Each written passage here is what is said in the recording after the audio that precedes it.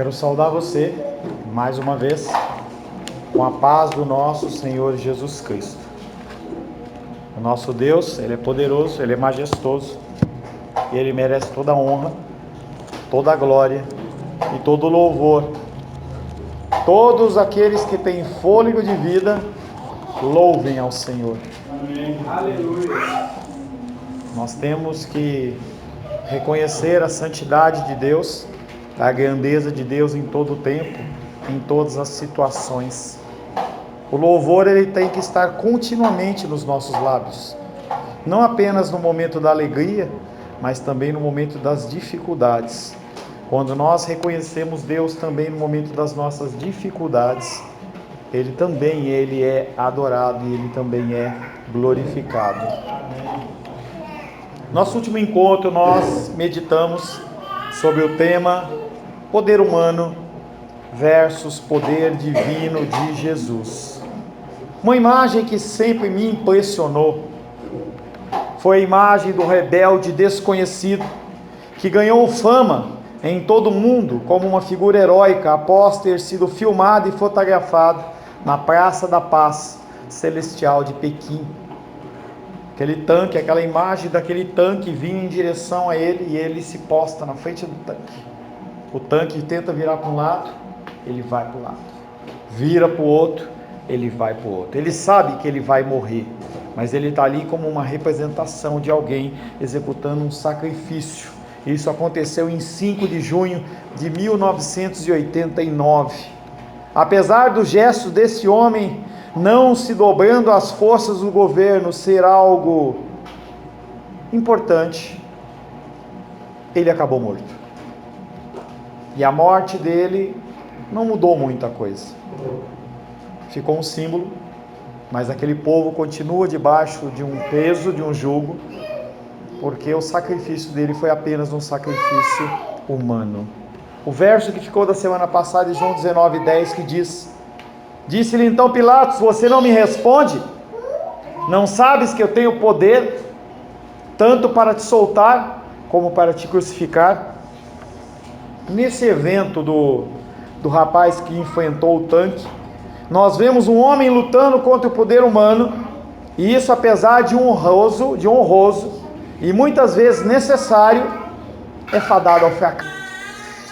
Toda vez que o ser humano ele tentar lutar contra poderes humanos, ele vai ser necessariamente, normalmente, fadado ao fracasso. Nós não conseguimos lutar contra poderes humanos segundo as normas humanas. Sempre o poder humano ele é maior do que nós. E nós contamos com injustiça. Nós contamos com o coração pecaminoso das pessoas que estão neste meio. E qualquer luta que você empreenda contra um poder humano, naturalmente ele vai ser fadado ao fracasso. O poder humano, derivado do poder rebelde de Satanás, acaba sempre por mais escravizar do que realmente libertar. A saída, somente Jesus. O mundo hoje se encontra escravizado pelo poder de Satanás. Não porque Satanás com o chifre está regendo as nações do mundo, mas porque os seus ensinamentos estão cada vez mais infiltrados dentro dos governos, sejam eles políticos, sejam eles sociais e mesmo dentro da família. Nós vemos a família sendo desintegrada. Condições como essa de irmão Cláudio na Odisseia, com muitos anos de casado, vão daqui a alguns anos virar história. As pessoas vão olhar e falar assim: isso é verdade. Pessoas ficaram casadas por mais de 1 ano, 10 anos, 20 anos. Isso vai ser uma história, porque a sociedade hoje, ela está se fragmentando para uma destruição. Nós podemos confiar apenas no poder de Jesus Cristo. Jesus Cristo que morreu, uma morte que traz vida para todos os que creem, não uma vida terrena. Ele não promete para você riquezas, ele não é um dono da casa da moeda, apesar de ele ser o dono do ouro e da prata. Ele não tem para você uma casa ou um apartamento novo, zero, casa própria, porque ele não é dono da Terra Cap, ele não tem uma imobiliária, mas ele é aquele que constrói, se assim o desejar.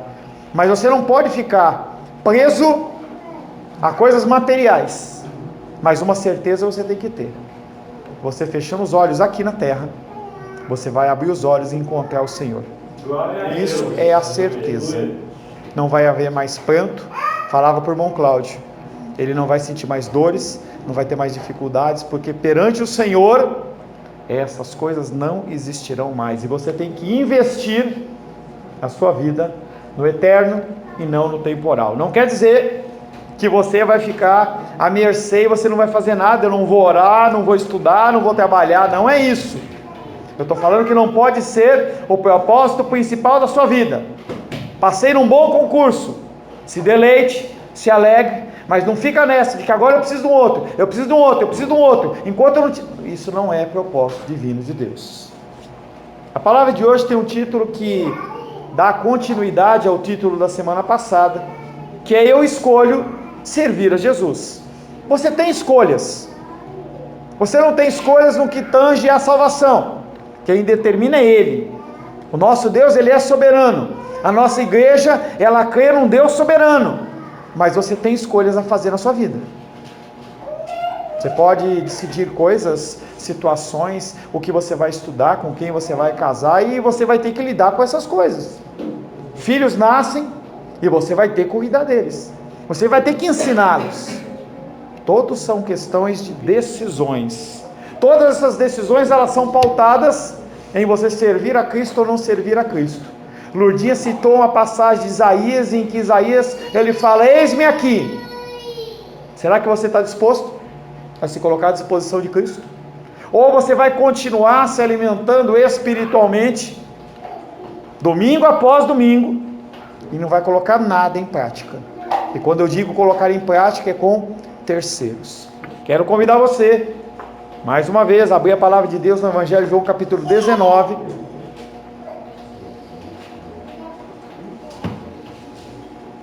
Estamos avançando rapidamente.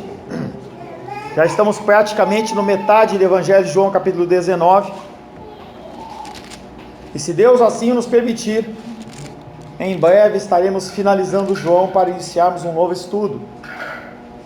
Evangelho de João, capítulo 19. Esses capítulos por vir, eu já falei para vocês, tenha com muita reverência.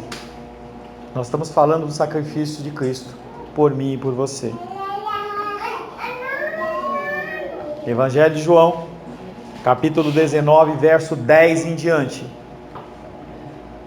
Assim diz a palavra de Deus. Então Pilatos o advertiu: não me respondes? Não sabes que tenho autoridade para te soltar e autoridade para te crucificar? Respondeu Jesus: nenhuma autoridade teria sobre mim, se de cima não te fosse dada. Por isso, quem me entregou a ti, maior pecado tem.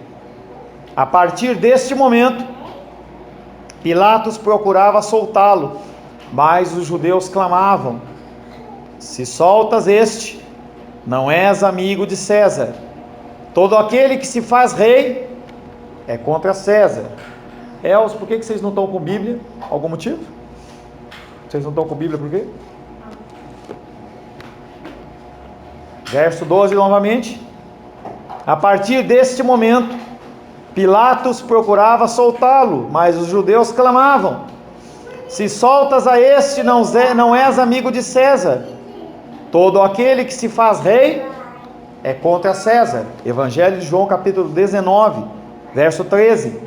Ouvindo Pilatos estas palavras, trouxe Jesus para fora e sentou-se no tribunal, no lugar chamado Pavimento, no hebraico Gabatá, e era a Parasceve Pascal, cerca da hora sexta. E disse os judeus: eis aqui o vosso rei. Eles, porém, clamavam: fora, fora, crucifica-o.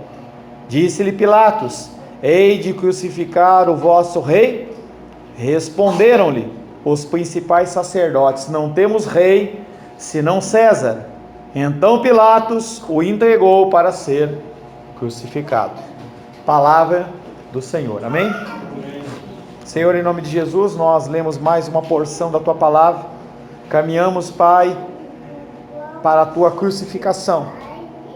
Momento de maior dor, maior angústia que o Senhor passou. E que nós, Pai querido, podemos sentir uma parte disso ao ler a Tua Palavra. A angústia que o Senhor passou para nos salvar.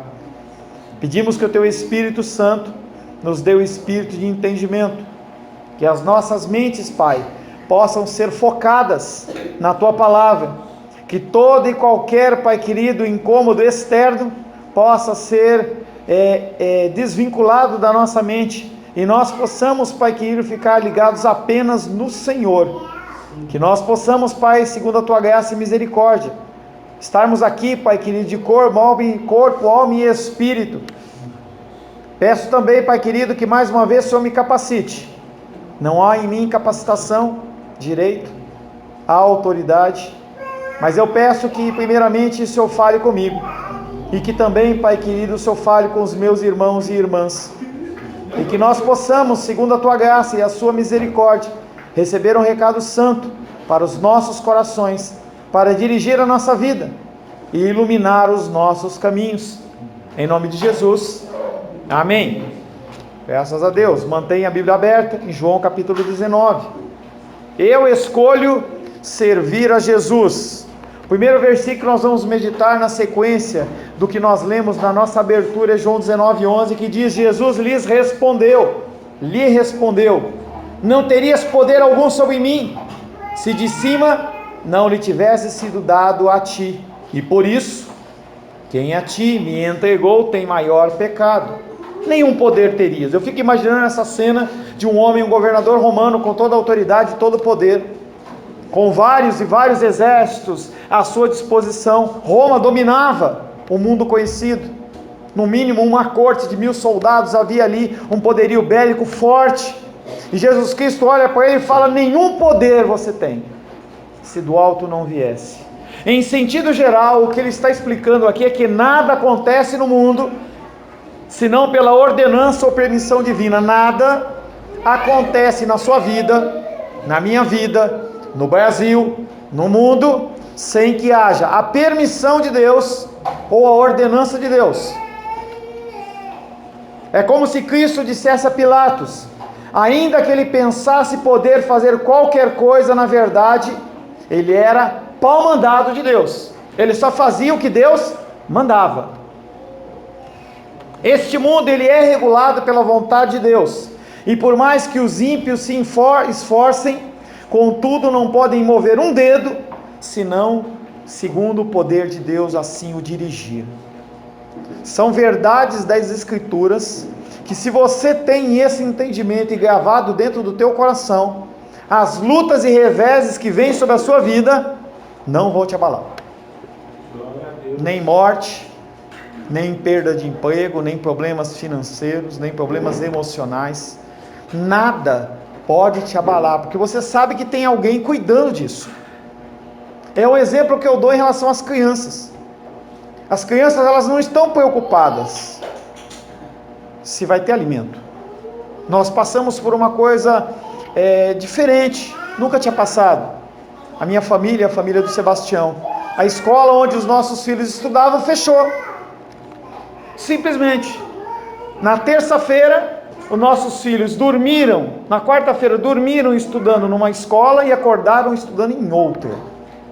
Como vai ser a provisão? O que vai acontecer? As notas têm validade ou não? Se você não acredita num Deus poderoso, você se desespera. E é o que eu tenho visto no grupo que nós fazemos parte. Os pais estão desesperados. E eu estou preocupado, claro, mas eu estou fazendo o que é da minha parte.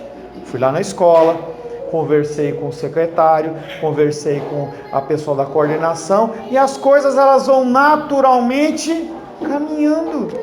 Porque eu entendo que Deus ele está no controle de todas as coisas. Amém. Se você acha que você está no controle das coisas, você se desespera. Porque é como você querer manter dentro da sua mão areia ou água, você não consegue reter. A palavra de Deus diz que a concha da mão de Deus detém todas as águas de todos os oceanos e não cai uma gota sequer. Mas se você quiser colocar 50 ml, 10 ml de água na sua mão, vai escorrer pelos seus dedos. Você não tem controle de nada. Jesus está afirmando que o seu trono celestial está muito acima do tribunal humano. Jesus não pressionou a liberdade de Pilatos e nem impediu sua decisão. O homem tem que escolher o seu caminho, e é preciso que se lhe dê essa possibilidade, até às custas da própria vida. Jesus Cristo fez isso com Pilatos, e ele permitiu que Pilatos tomasse a sua decisão, ao ponto dele entregar a vida dele para morrer. Você tem decisões a que você venha tomar, que vão determinar a sua vida, e você precisa entender isso. Você precisa entender que não adianta você vir pedir oração para mim, para que eu ore para você, pela sua situação financeira, se você não se controla, se você não tem controle do seu cartão de crédito, se você não tem controle das suas finanças. Não tem como você pedir para mim uma oração de saúde, sobre saúde, se você não se exercita, se você não tem uma alimentação saudável. Você vai ficar doente. Não adianta você pedir oração pelo seu casamento, se você não tem um relacionamento com Deus, se você não tem um relacionamento saudável com a sua esposa, com o seu marido, com seu pai, com seus filhos. A oração, ela vai até um ponto, mas ela não macula o seu direito, ela não invade o seu direito. O Espírito Santo, ele é doce, e ele te convence do pecado, da justiça e do juízo, mas cabe a você mudar. Eu não estou falando de salvação, eu estou falando de vida terrena, que é o que Pilatos está passando aqui. Pilatos, com sua ameaça a Jesus, demonstra estar disposto a cometer injustiça, mesmo depois de declarar 3 vezes a inocência do culpado. É impossível achar uma exortação melhor do que essa para reprimir a insolência dos que governam sobre outros, para que não abusem da sua autoridade. O ser humano, ele acha que ele tem direito a mandar no outro, e ele não tem. Gênesis 1:26, esse aí dá para você abrir, abre aí. Mantém em João e abre lá em Gênesis no comecinho. Gênesis 1:26.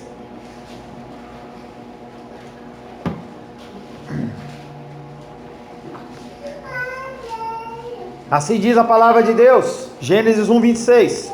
E Deus disse: façamos o ser humano a nossa imagem, conforme a nossa semelhança. É Deus Pai, Deus Filho e Deus Espírito Santo declarando: tenha ele, o homem, o ser humano, domínio sobre os peixes do mar, sobre as aves dos céus, sobre os animais domésticos, sobre toda a terra, e sobre todos os animais que rastejam pela terra. Aonde está escrito que o homem tem que mandar no homem? Não é nas Escrituras. Os pais imaginam que podem fazer o que querem com seus filhos. Os esposos acham que podem fazer o que quiserem com as suas esposas. O Senhor com seus servos. O príncipe com o seu povo. Mas ninguém olha para a regra divina. Nós temos um grau de autoridade, mas não é uma autoridade para massacrar. Eu não tenho autoridade de massacrar a minha filha. Eu não tenho autoridade de massacrar a minha esposa. E eu não tenho autoridade de massacrar você. Porque eu sou tão servo e tão escravo como você. E nós temos que entender isso. Isso não nos exime da responsabilidade de cuidarmos, educarmos e exortarmos, mas nos impede de massacrarmos as pessoas, que é isso que está acontecendo na sociedade. As pessoas, elas acham que elas podem exercer um domínio que massacra. Salmos 37, verso 10 e 11: mais um pouco de tempo e já não existirão os ímpios. Você procurará no lugar onde eles estavam e não os encontrará. Mas os mansos herdarão a terra e terão alegria na abundância de paz. Aquele que te importuna aquele que te massacra, aquele que traz sobre a sua vida juízo errado, em pouco tempo ele vai deixar de existir. Talvez sejam 10 anos, 5 anos, 1 ano, 6 meses. Uma coisa é certa: no dia do juízo, eles vão estar de um lado e você vai estar junto das ovelhas. Aqueles que exercem este massacre espiritual, emocional, físico, que não são salvos, que não se arrependerem, vão passar a eternidade pagando isso no inferno. Jesus completa a frase dizendo: portanto, aquele que entregou a ti. Primeiro ele traz sobre a vida de Pilatos uma ausência de autoridade. E agora ele traz um comentário sobre os judeus. Porque quem entregou e quem está maculando todo o sistema judiciário ali, não é Pilatos. Mas ele está sendo conivente. Mas não é Pilatos. O problema aí são os judeus. Aqui se declara os judeus como sendo mais culpados do que Pilatos, porque com perverso ódio e maliciosa traição se enfureceram contra um homem inocente. João capítulo 1, verso 11. Abre aí.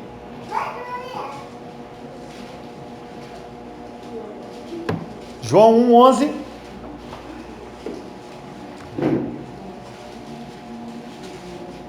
Veio para o que era seu, e os seus não o receberam.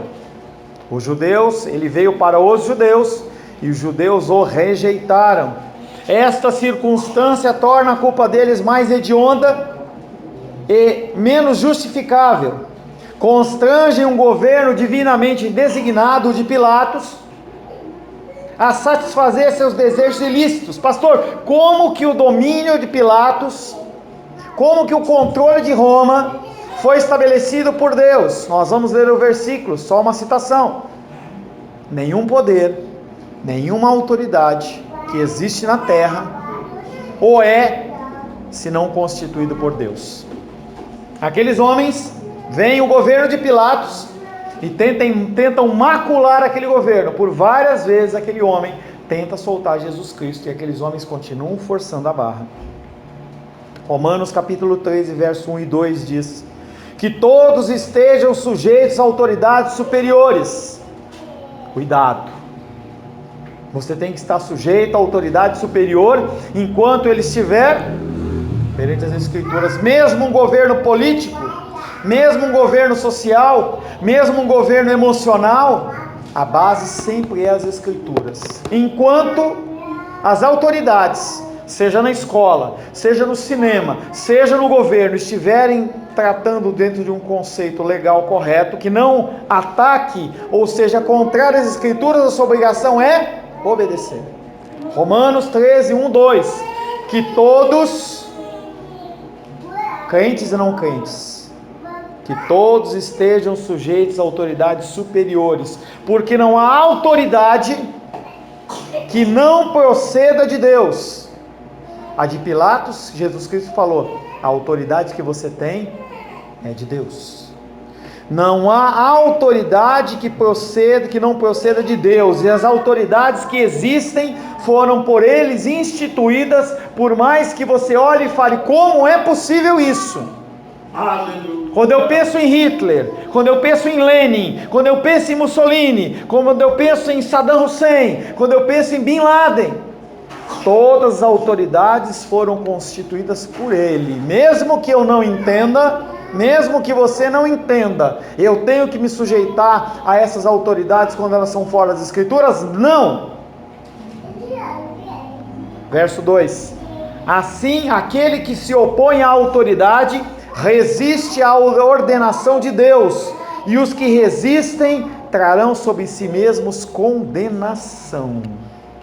Quando você resiste a uma autoridade, você está resistindo a Deus.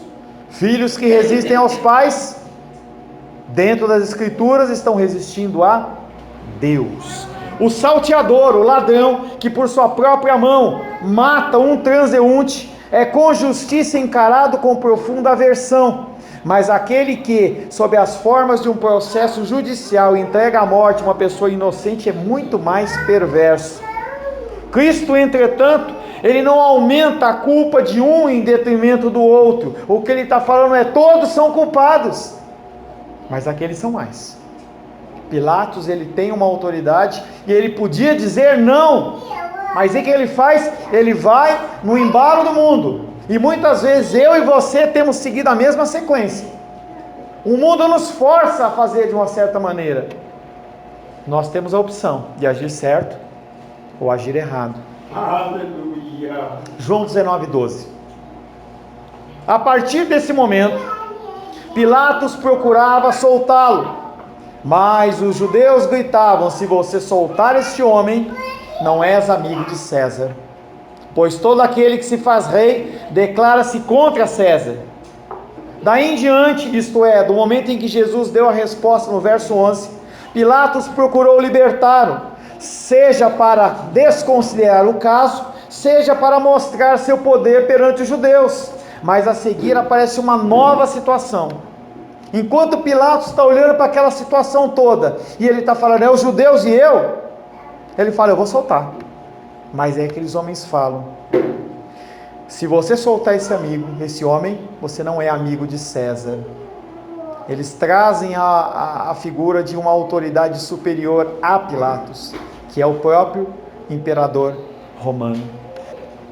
César era conhecido pela facilidade com que se alimentava contra a suspeita dos seus subordinados. César era uma pessoa que ouvia muito comentário.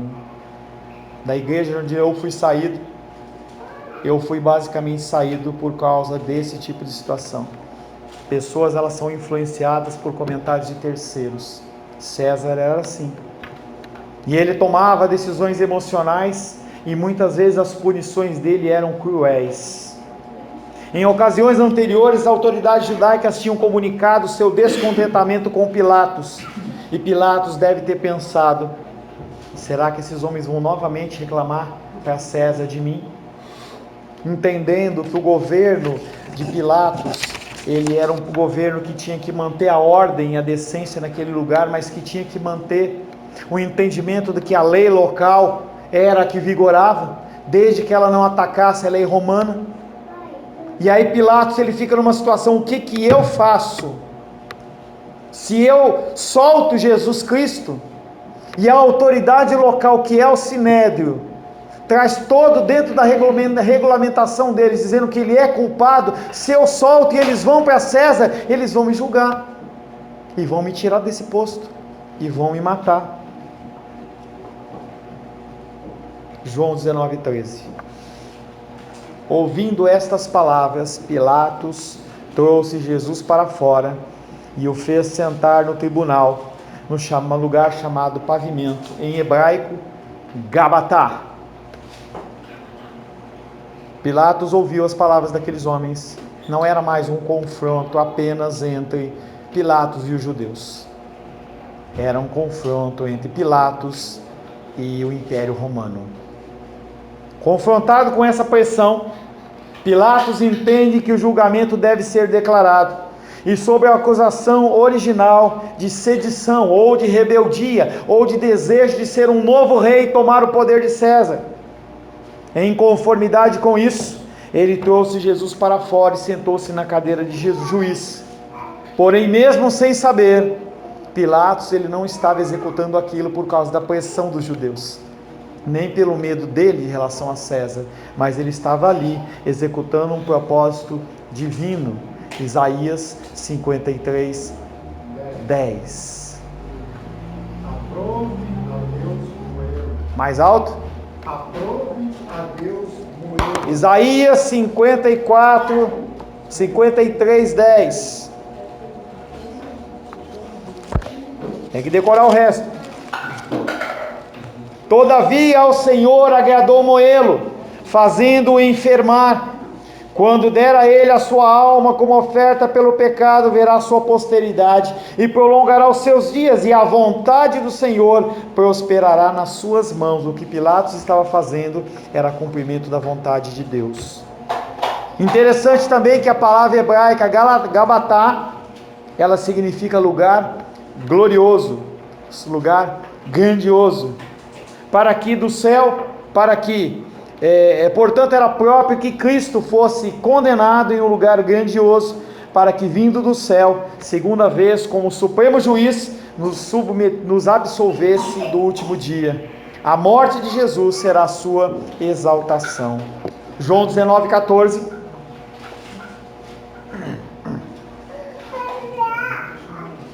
Era o dia da preparação da Páscoa, por volta da hora sexta. Que hora era essa? 6 horas. Não. Toda vez que você vê hora sexta, hora nona, hora terceira, você tem que sempre somar 6. Era meio-dia. Hora sexta, meio-dia. Pilatos sabe que não há como escapar da armadilha política que foi preparada para ele, mas ele irrita seus oponentes mais uma vez. Eis o vosso rei. O que ele está fazendo aí? Ele está dando uma declaração hipócrita. Esse é o rei que vocês podem ter. Vocês estão achando que vocês são nação? Vocês acham que vocês são algum povo? Vocês acham que realmente vocês são amados de Deus? Pilatos irrita seus oponentes mais uma vez, sem um traço de remorso pela vergonha e pela zombaria que ele e seus oponentes estão causando a Jesus. Ele hipocritamente aclama Jesus, como acontece em uma coroação: eis o rei de vocês, eis o vosso rei.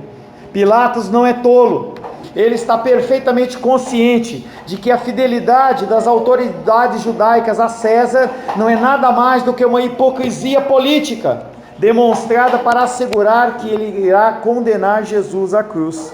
Com essa aclamação de Jesus, ele simultaneamente joga com amarga ironia a acusação de revolução na cara deles e zomba da posição deles. Vocês não são nada, não são nada. Evangelho de João 19,15.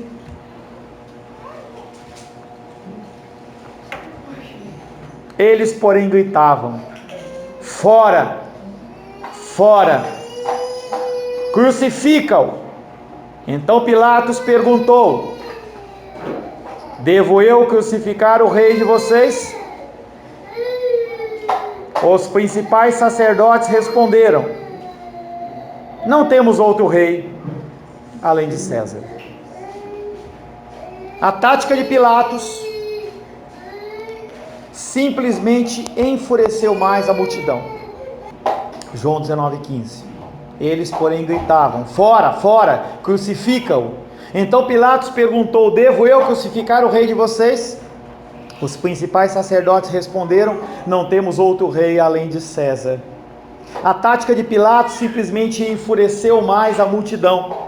Se apresenta uma demonstração de chocante demência, pois os sacerdotes, que deviam estar bem familiarizados com a sua própria lei, rejeitam a Cristo, em quem a salvação do povo estava plenamente contida, de quem todas as promessas dependiam e sobre quem toda a sua religião estava fundamentada. Aqueles homens, ele abrem mão do cumprimento da própria lei.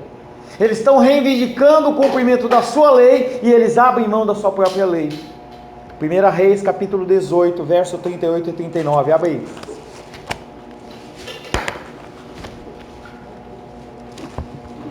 1 Reis 18, verso 38 e 39. Você vai ver a gravidade do que aqueles homens falaram: não temos outro rei além de César.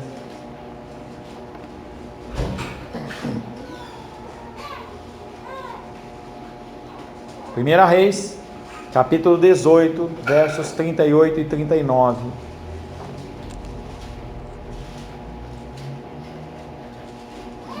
Assim diz a palavra de Deus: então caiu o fogo do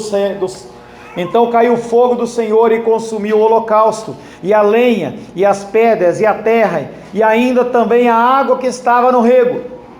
O que vendo todo o povo caiu de rosto em terra e disse: o Senhor é Deus, o Senhor é Deus, o Senhor é o Senhor. E esta mesma condição, ela era relatada para os reis. Quando eles falam: não temos rei, senão César, eles estão falando o quê? Eu não reconheço Deus como meu rei.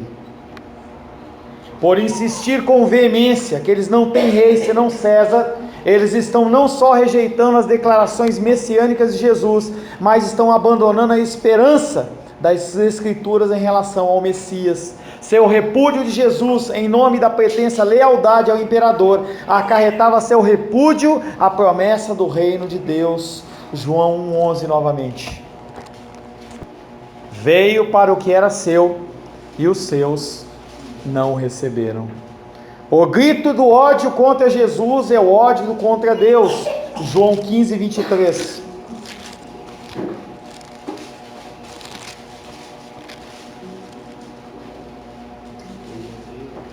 Quem me odeia, odeia também ao meu Pai. Aquele que odeia a palavra, odeia também a Deus.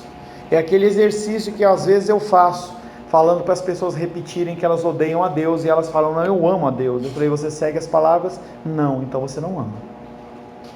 Na realidade, ao escolher o imperador, eles escolhem o seu Deus, pois desde sempre tinham feito a sua opção pelo poder. Que este tenha um ou outro nome, seja Deus ou Deus romano, para eles não importa. Importa é, que Deus é esse para você? Você tem uma carteirinha de membro, você tem uma titularidade, você foi batizado, mas o que isso muda na sua vida? O que leva você em relação às pessoas que você se relaciona? Será que você se posiciona de uma maneira correta perante as decisões da vida, ou você opta em algo que te privilegie? Quando você opta segundo a sua vontade e a sua carne, você está dizendo para Deus, eu sou o meu rei, eu mando na minha vida. A opção pelo César ou por César delata o que Deus significava para eles, nada. Ao revelar-se Deus em Jesus como amor ao homem, eles o rejeitam e escolhem aquele que, por ser opressor, permite a justiça, permite e justifica a opressão que exercem. Sua opção não é nova, Jesus não faz senão pôr a descoberto a realidade do poder religioso. Aceitam somente um Deus que legitime sua posição e seu privilégio. Isto é uma outra característica das igrejas desses dias de hoje. Eu quero Deus, mas Deus, desde que Ele me apoie. Isso acontece demais em aconselhamento. A pessoa vem para mim e pergunta, eu posso fazer isso? Eu devo fazer isso? Você mostra as escrituras e a pessoa não fica satisfeita. Aí procura outro, até que ache alguém que fale, ok. Isso acontece entre filhos também. Vai lá com a mãe e fala, mãe, posso fazer isso? A mãe fala, não pode. Aí vai com o pai. Pode fazer isso? Pode, filho, não tem problema. Ou o pai não deixa também, vai para o avô, vai para a avó. A criança ela tem que procurar alguém que respalde aquilo que ela está fazendo. E as pessoas têm feito a mesma coisa em relação a Deus. Assim os ímpios, a fim de repelir a Cristo, não só se privam da vida eterna, mas atraem sobre as suas cabeças todo gênero de misérias. E é o que nós vemos na religião de hoje. Um país como os Estados Unidos, que tem a raiz protestante. A grande maioria dos países foi evangelizada pelos protestantes de lá. Vieram da Inglaterra, passaram pelos Estados Unidos, e hoje a cultura é do Halloween, as pessoas estão vivendo e nós estamos importando essa podridão. Não tem nada a ver, tem tudo a ver. Tem tudo a ver.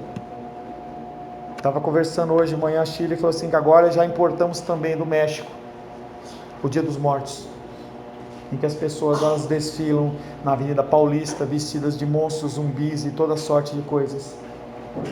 Que Deus o povo está mostrando que serve? Que Deus você serve? Quando as pessoas olham para você, eles veem o quê? Um falso? Alguém que vive o que prega, ou uma pessoa que só fala da boca para fora? Assim os ímpios, a fim de repelir a Cristo, não só se privam da vida eterna, mas atraem sobre suas cabeças todo gênero de misérias. Em contrapartida, a única felicidade dos santos é viverem sujeitos à autoridade de Cristo, quer, segundo a carne, sejam postos sob um governo justo e legítimo ou sob a opressão de tiranos. Nós não sabemos o que o nosso governo traz aí. Eu converso com algumas pessoas e a gente tem visto que a possibilidade da gente viver uma ditadura sangrenta, ela não é difícil da gente imaginar, não. Tá? Pode ser que não. Deus, Ele está no controle de todas as coisas.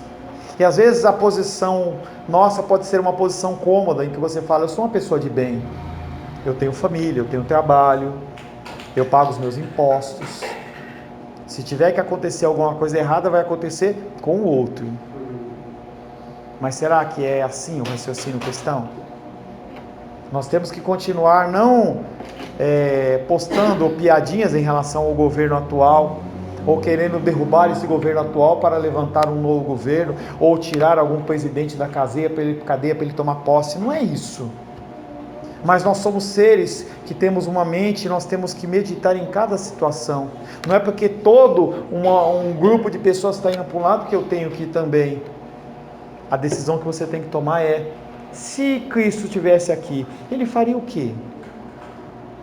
Ele submeteria a autoridade dessa presidência? Até que ponto? E se não fosse, ele estaria disposto? Nós vivemos tempos perigosos. Pode ser que a gente passe e não tenha nada. Pode ser que daqui a 10 anos a gente olhe para trás e fale assim: nossa, foi maravilhoso aqui. Como também podemos olhar para trás e ver assim: foi um genocídio, foi uma destruição total. Algumas pessoas que não conhecem a história falam assim: vamos levantar novamente o AI-5, que era um órgão repressor, vamos levantar o DOPS, o DEIC e não sei o que, um monte de sigla, em que haviam toda sorte de torturas. Isso é interessante, desde que não seja com você, né? Nós temos que orar em prol do nosso governo, mas acima de tudo, nós sempre temos que decidir por Cristo, no nosso viver, no nosso omitir, no nosso pensar. Se alimente de coisas espirituais, se embriague da palavra de Deus, para que você, quando estiver perante decisões, você não decida para o mundo, mas você decida por Jesus. Amém? Senhor, em nome de Jesus, queremos glorificar, exaltar e bendizer o Teu nome. O Senhor não nos fez robôs, o Senhor nos fez seres pensantes. O Senhor nos deu essa condição. O Senhor nos formou. O Senhor nos conhece, Pai, desde que nós fomos formados no ventre das nossas mães, Pai. Nós queremos pedir que o Senhor continue nos ensinando, nos dando discernimento, nos dando sabedoria. Que nós possamos, Pai, olhar para as situações e as decisões que nós temos que tomar na vida e nós o façamos segundo as Escrituras. Que nós possamos optar pelos nossos trabalhos, pelos nossos negócios, pelas decisões familiares, decisões sociais, todas elas pautadas nas Escrituras. Mas que nós não venhamos a ser fariseus, que tomam essas decisões, Pai, de uma maneira irrefletida, ou de uma maneira, Pai querido, literal, mas que em tudo nós possamos ser dirigidos pelo Teu Espírito Santo. Nos cobre com Teu sangue, Pai, nos faz invisíveis ao inimigo, e nos guia, Pai querido, por este caminho, até que possamos, Pai querido, encontrá-lo, seja na glória, seja nas nuvens, em nome de Jesus. Amém. Glórias ao Senhor.